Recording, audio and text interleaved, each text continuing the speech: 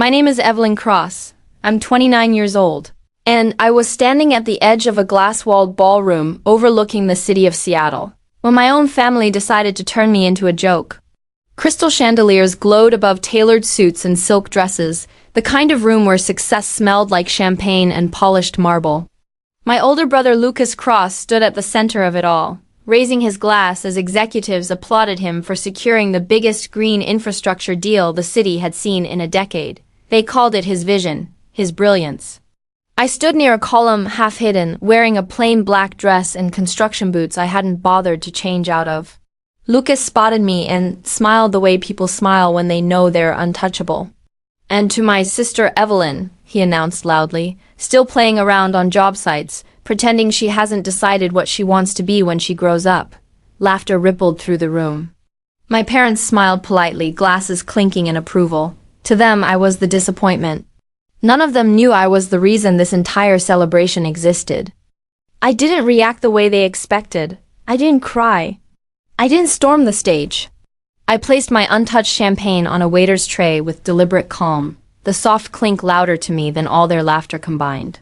I turned away from the skyline, away from Lucas's perfect smile and my parents' pride, and walked toward the elevators. My mother, Margaret Cross, hissed my name in warning, using that familiar tone meant to control damage quietly. "Evelyn, don't do this." I didn't stop. The elevator doors slid shut, sealing me inside a steel box of silence. As the numbers ticked down floor by floor, my chest loosened for the first time all night. Outside, the coastal wind cut through my dress as I crossed the valet lane and kept walking until I reached the far end of the lot. My truck sat there alone, old, dusty, scratched, filled with hard hats, rolled blueprints, and measuring tools. It didn't belong with the luxury cars behind me, and neither did I. The engine started with a familiar growl, and I drove away without looking back. As the city lights blurred past my windshield, the question I knew everyone would ask echoed in my head. Why did you stay so long? Why did I let Lucas take credit while I worked in steel-toed boots? Why did I accept being treated like hired labor while he played visionary? The truth was simple, but no one ever wanted to hear it. I wasn't weak. I wasn't desperate for approval. I stayed because I understood structure both in buildings and in families. 5 years earlier, when my father Harold Cross nearly collapsed the company with a catastrophic safety violation, I stepped in because I knew if I didn't carry the weight, everything would fall. I became the load-bearing wall.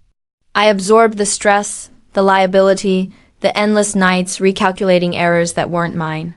While my family enjoyed stability, I lived inside job trailers, fixing mistakes quietly so they could continue believing in their own greatness. I thought strength meant endurance. I thought loyalty meant silence. That night, I finally understood what they truly saw me as, not a pillar, but a prop. 3 years earlier, I had been finishing my graduate degree in structural engineering in Boston, fully funded, with job offers waiting. Then my father called me, voice shaking, confessing that inspectors were circling, lawsuits were looming, and the company was bleeding money. He begged me to come home. I chose blood over logic and left everything behind. For 18 months, I lived out of a trailer that smelled like dust and stale coffee. I fired unsafe supervisors Lucas had hired out of convenience. I redid foundational calculations by hand. I rewrote safety protocols that would have killed someone if left unchanged. I saved the firm millions in fines and prevented criminal charges. When the project finally opened, Lucas cut the ribbon while cameras flashed. I stood behind him holding a clipboard, invisible. That was the deal I thought I made. But standing in my apartment later that night, staring at the ceiling, I realized something devastating. My sacrifice hadn't earned me respect. It had only taught them how easily I could be erased.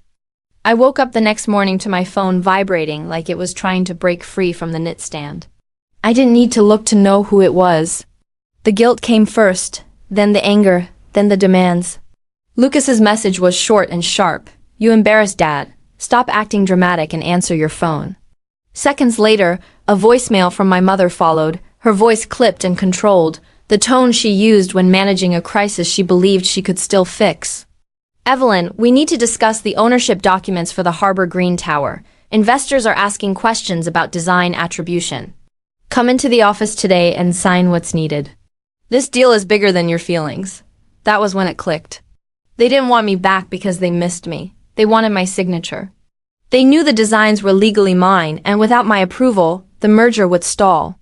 I sat on the edge of my bed, staring at the floor, feeling something unexpected settle in my chest, not sadness, but clarity. Then came the pressure. A message from Tom Reyes, one of the few site supervisors who had ever treated me with respect.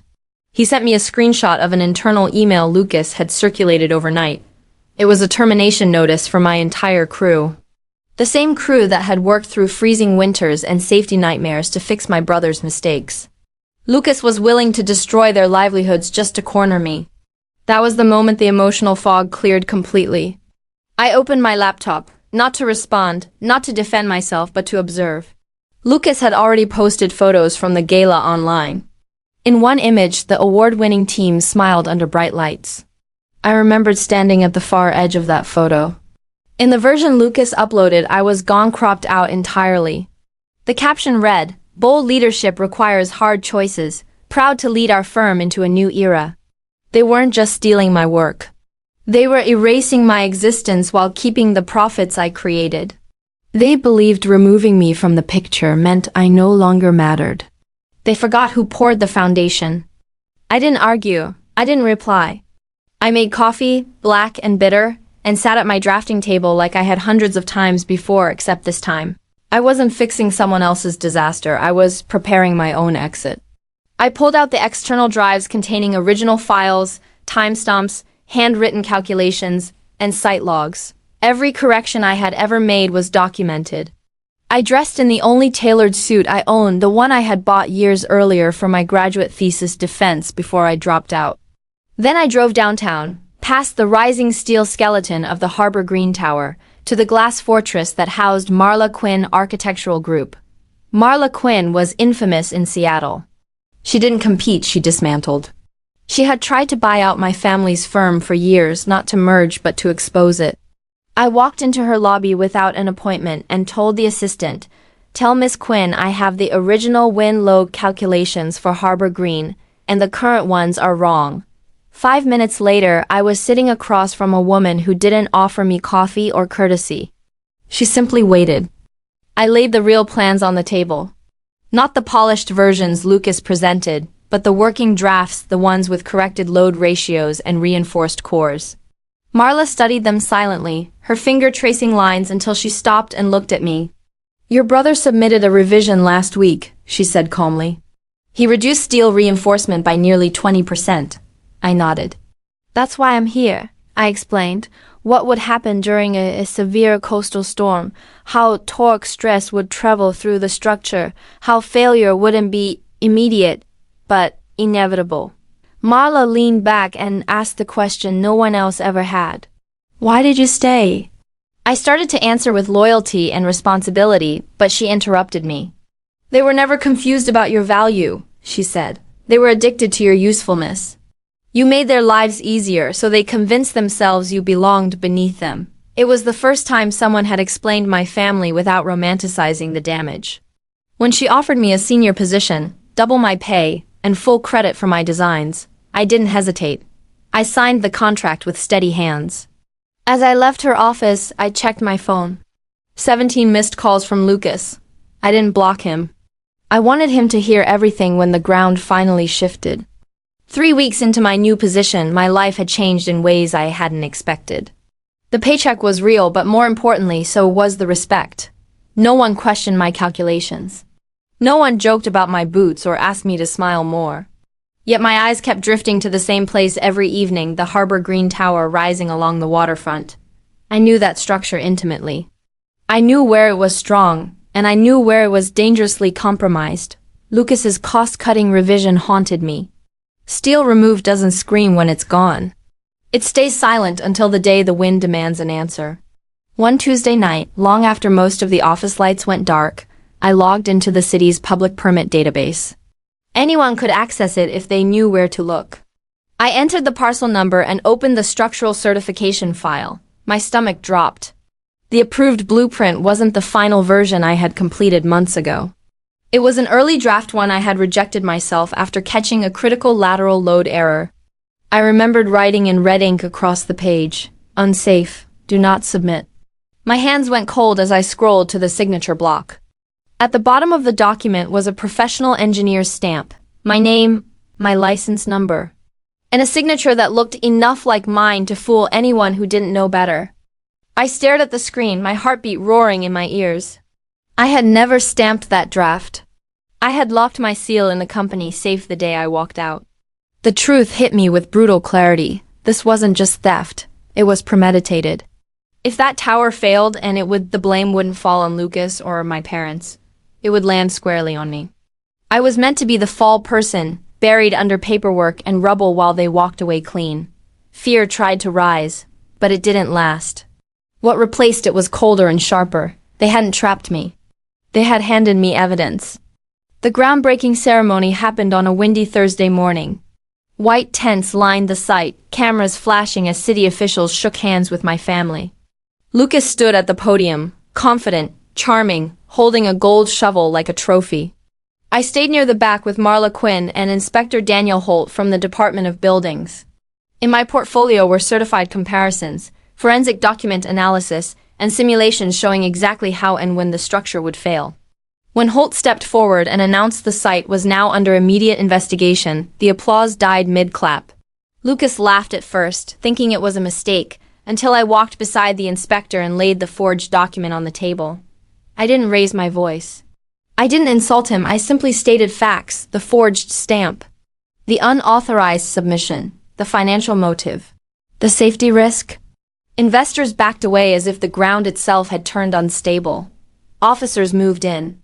The shovel slipped from Lucas's hands and hit the dirt with a dull sound I'll never forget. The fallout was swift and merciless. Audits uncovered years of falsified reports and hidden violations. My father's professional licenses were permanently revoked. My mother's carefully curated influence vanished overnight. Lucas was charged with fraud, forgery, and reckless endangerment. He tried to call me from numbers I didn't recognize. I never answered. I didn't need closure from him. I had already built my own. Months later, I stood in my new office, now a partner, overlooking the empty lot where Harbor Green was supposed to rise. Across the street, steel beams lifted into the sky. My project, approved, reinforced, honest. I cleaned my engineering stamp and locked it into a new case. It was never a weapon, it was a responsibility. I finally understood that justice isn't revenge. It's refusing to hold up a structure that was never meant to stand. I didn't destroy my family. I simply stepped away and let the truth do the rest. If you've ever been underestimated, ignored, or taken for granted, this story was for you. Tap like to support voices like this, subscribe for more real stories, and comment strength if you believe truth always wins.